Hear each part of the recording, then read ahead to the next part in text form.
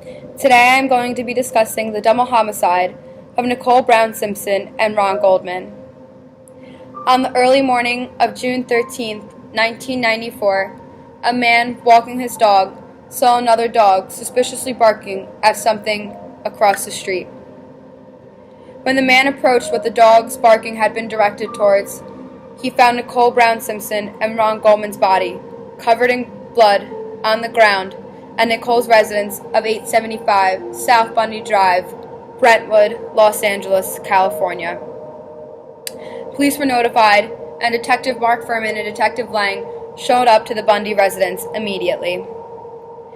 After deciding to personally notify O.J. Simpson of his ex-wife's murder, Detective Lang, Detective Furman, and Detective Van Natter went to his house. This was only after Detective Furman had informed the other detectives that he knew of the residence on Rockingham Drive in Brentwood, Los Angeles, because he had responded to a domestic dispute call there only years ago.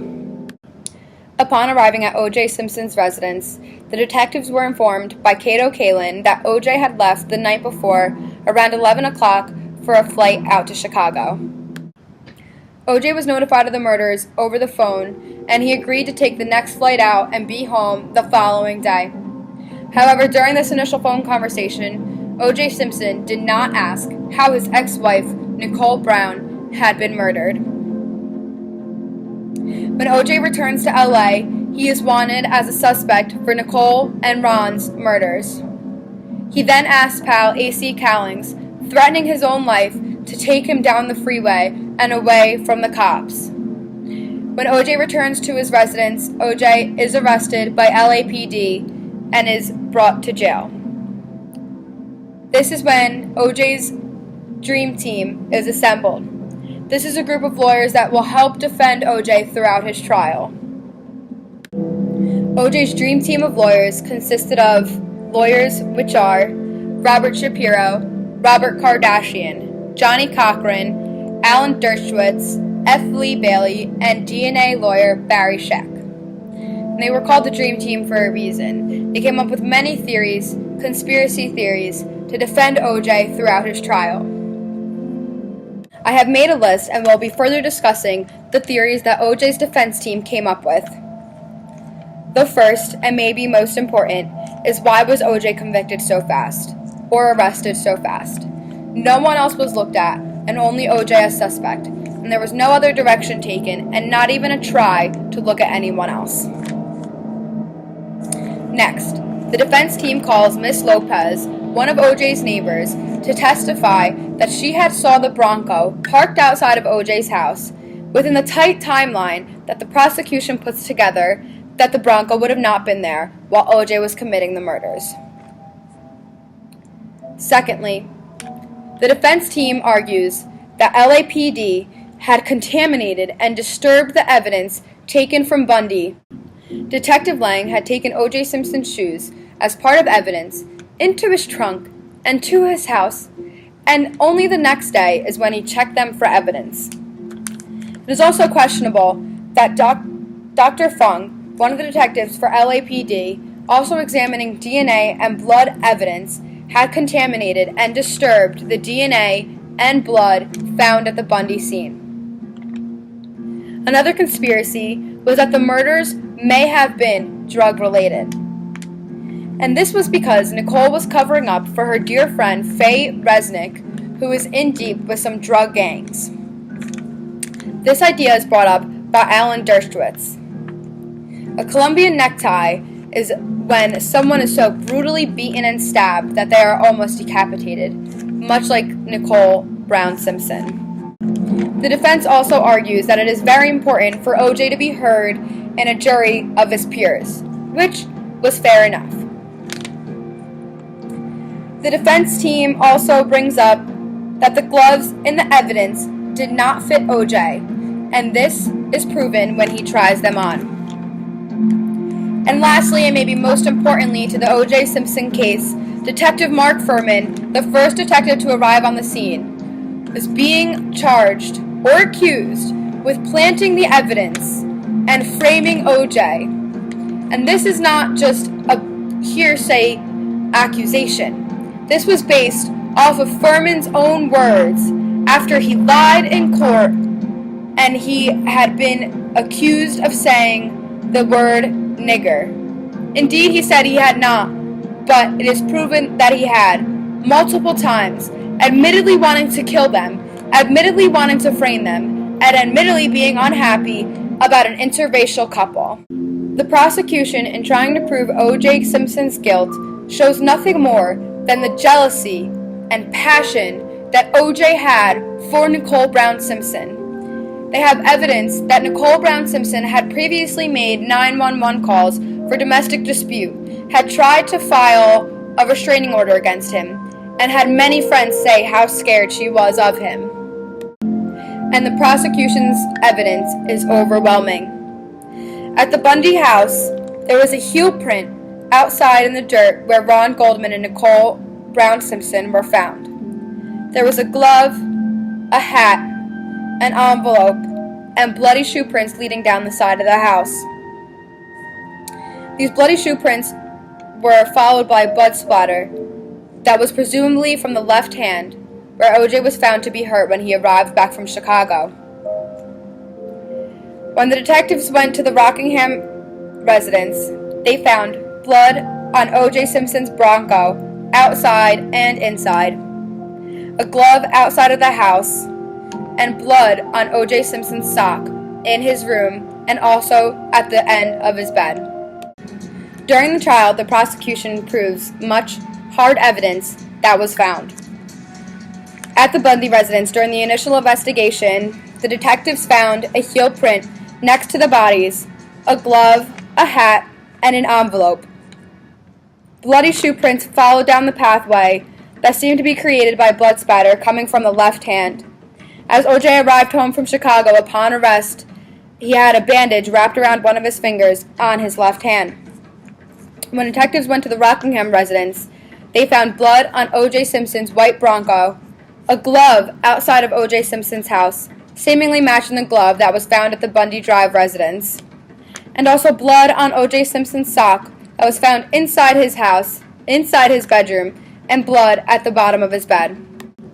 Mr. Funk testifies for the LAPD during trial on the DNA and blood matches that were found.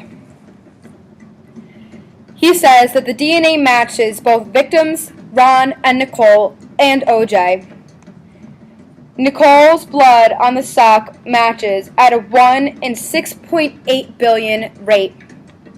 The blood on the gate matches at a 1 in 57 billion rate, and only 5 billion people in the world. Mr. Funk for the LAPD testifies at trial on the matching of the DNA and blood for the victims and O.J. Simpson. He testifies that Nicole's blood on the sock matches at a 1 in 6.8 billion rate. The blood on the gate matches O.J. Simpson at a 1 in 57 billion rate.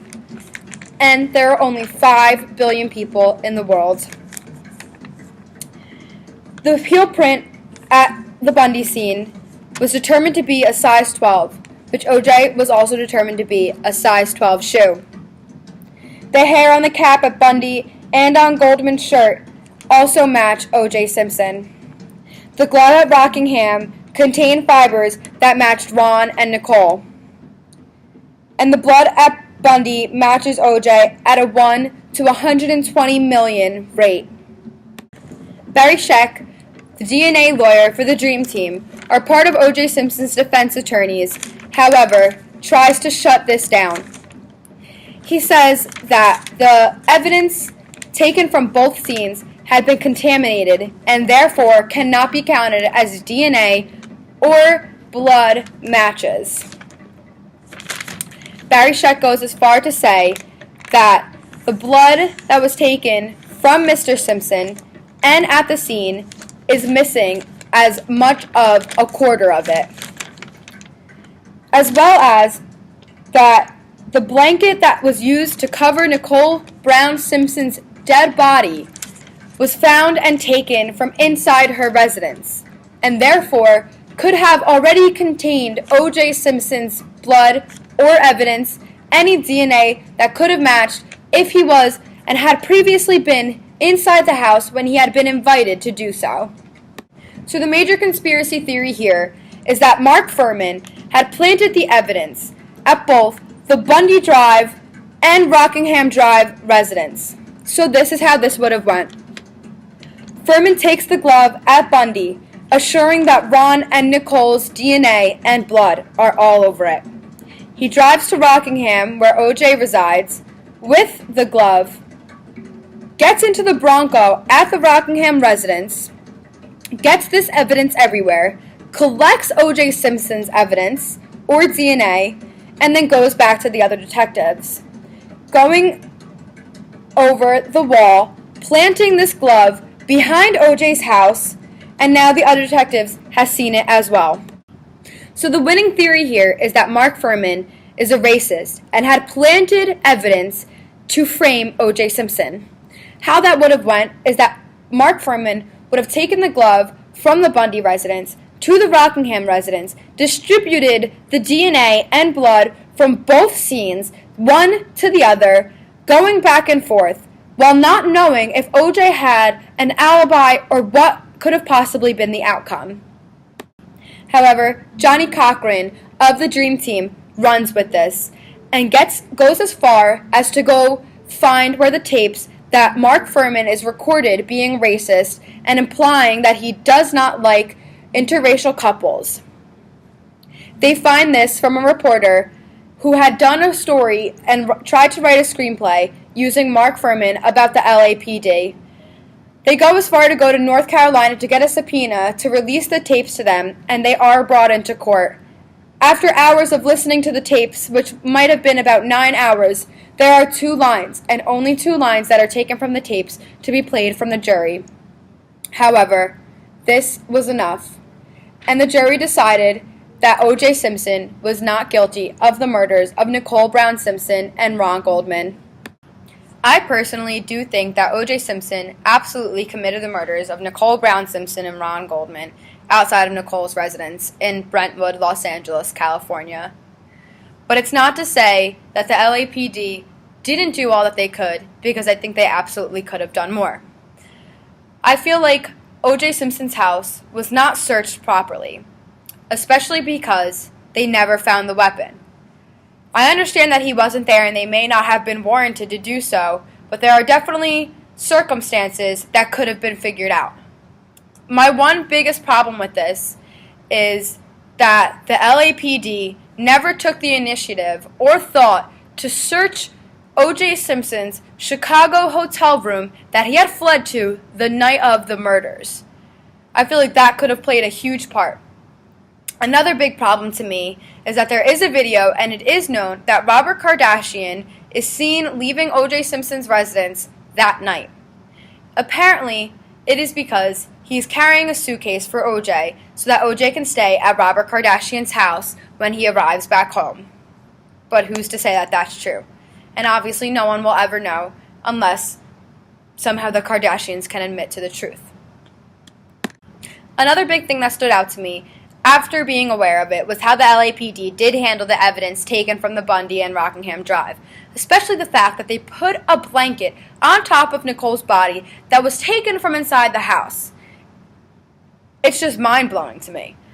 I don't think anybody in modern day would have done that, or at least would have known not to. But lastly, instead of saying the bad, I must say that Marcia Clark and Chris Darden, for the people of California, handled the situation magnificently. They took so much from the defense and so much from the media, yet they still made their point, and I think they made it pretty clear to most people who weren't blinded by what else was going on.